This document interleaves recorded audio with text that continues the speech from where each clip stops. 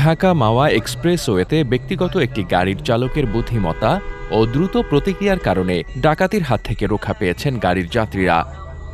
মুন্সিগঞ্জ জেলার ভ্রাম্যমাণ প্রতিনিধি এম এ কাইয়ুম মাঝভান্ডারীর প্রতিবেদনে থাকছে বিস্তারিত। ৬ মে মঙ্গলবার রাত ২টার দিকে মুন্সিগঞ্জের শ্রীনগর উপজেলার ওমপাড়া এলাকায় এ ঘটনা ঘটে। ঘটনার সময় গাড়ির ড্যাশবোর্ডে স্থাপিত ক্যামেরায় পুরো ঘটনা ধারণ হয়, যা মঙ্গলবার বিকেল থেকে সামাজিক যোগাযোগ মাধ্যম ফেসবুকে ব্যাপকভাবে ছড়িয়ে পড়ে।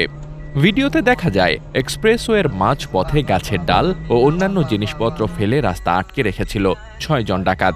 গাড়ি কাছে আসতেই তারা রামদা হাতে দৌড়ে আসে, তবে চালক তাৎক্ষণিকভাবে পরিস্থিতি বুঝে দ্রুত গাড়িটি রিভার্স করে সরে যান।